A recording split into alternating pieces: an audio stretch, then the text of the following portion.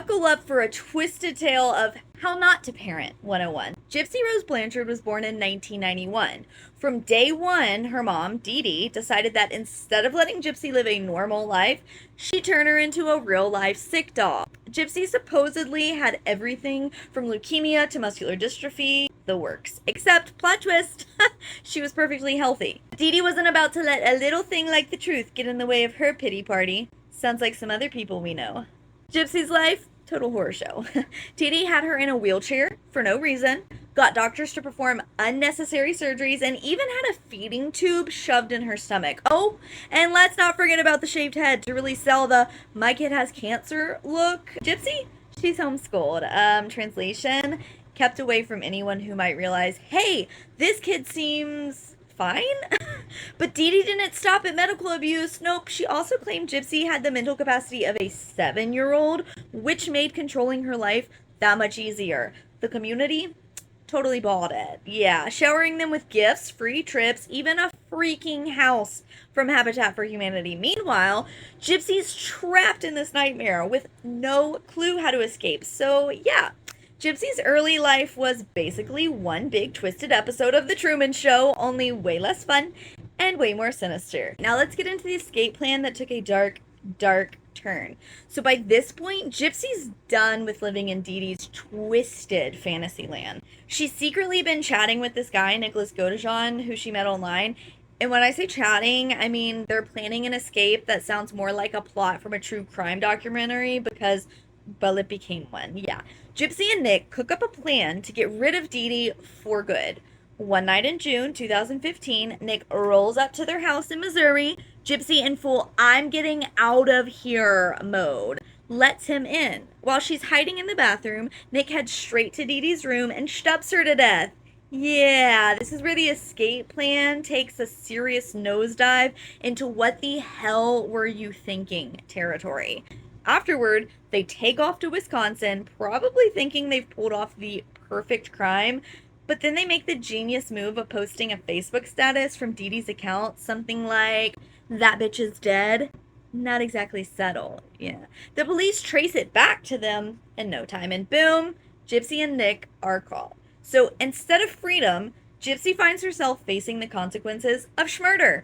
But this time, the real crime was the years of abuse that pushed her to such a desperate act. And that, folks, is how a bad escape plan can turn into a life sentence. Let's talk about the fallout of this whole twisted saga. After Dee Dee's schmurder, the truth comes out. And it's like the whole world just found out Santa Claus isn't real. Except way more horrifying. Gypsy's in custody, and suddenly everyone realizes, wait, this girl who's been in a wheelchair her whole life can walk, and she's been healthy all along? Yeah, cue collective jaw drop. The media jumps on the story like it's the next big blockbuster. We've got documentaries, TV specials, you name it. And the public, they're torn between Gypsy's a victim and Gypsy's a schmurderer. But here's the kicker. Most people start realizing that maybe, just maybe, years of being tortured by your own mother could mess you up enough to do something desperate. Shocker.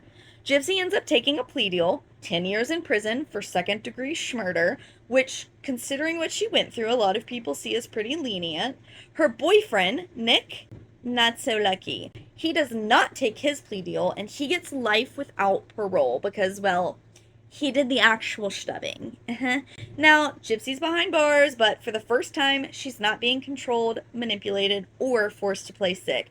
She's even said she feels freer in prison than she ever did with her mom. And that, my friends, is a pretty messed up twist on finding freedom, trading one kind of prison for another. But at least this one has an end date. So December of 2023, Gypsy is released from jail on parole. Now, while she was in jail, she met and started dating a man named Ken Urker. She got engaged, but she didn't marry Ken Urker. They called that off. Well, Ken called it off.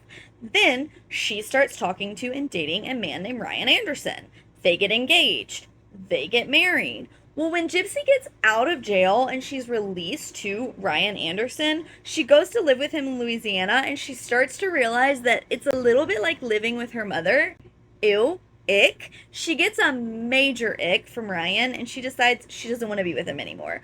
So Ken reaches out, and she goes back with Ken. Now, Ken and Gypsy are pregnant, and they're having a baby in 2025. Cue the TikTok drama. There are a couple of creators that start making up all of these lies about Gypsy because they realize that they can easily monetize on the drama surrounding Gypsy Rose Blanchard. But they like to say allegedly in front of every single one of their videos because they know they're lying and slandering somebody's name that cost money to their name. Shocker! Several of them are in current lawsuits with several other people, and one of them are in a lawsuit with Gypsy Rose Blanchard, as they should be. Because remember that when Gypsy got out of jail, everybody was so eager for her to get on social media. They were like, please, Queen Mother, show us what you had for breakfast. We want any content from you. And then when these specific content creators got involved spreading all these lies about her and misinterpreting the facts of the actual case, which are free to the public, by the way, only after these content creators started lying about her, did the public start hating her. And now they're attacking her, and it's affecting her life. So that is the update. What do you guys want to know? What details do you want to know? Keep in mind that there's so much information out there for you to read, watch, and listen to yourself. Make your own opinions. So after the whole Schmurder thing went down, Gypsy Rose Blanchard's story blew up bigger than a blockbuster movie. The media couldn't get enough of this real-life horror story. Sick girl turned criminal mastermind. All thanks to a twisted mom who made parenting look more like a psychological thriller. Everyone wanted a piece of the action, and Gypsy's life was suddenly everywhere. On your TV, in your news feed, even in your Hulu binge session. Now, if you're looking to deep dive into the rabbit hole of all things Gypsy Rose, here's a guide to where you can watch, listen, and get all the gritty details. Now, these are the initial released documentaries and such.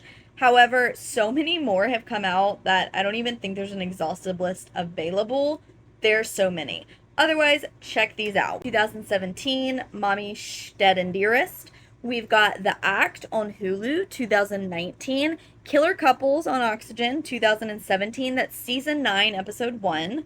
Love You to Death, Lifetime, 2019. It's a dramatized movie inspired by Gypsy Rose story. Deadly Women, it's an investigational discovery from 2015, season 9, episode 6, called Mother Knows Best. We've got the Dr. Phil interview in 2017. We've got an ABC News special in 2016, a 48-hour special in 2016. We've got podcast, Real Crime Profile podcast in 2019. This is a multi-series part. So there's Munchausen by Proxy, there's Gypsy Rose, The Aftermath, and A Mother Schmurder, Gypsy Rose Conclusion. So that's a lot. Of course, we have Prison Confessions of Gypsy Rose Blanchard, and we've got Life After Lockup. You can check those out. Otherwise, honestly, just stick it into YouTube because there are so many interviews that it's almost impossible to go through them all.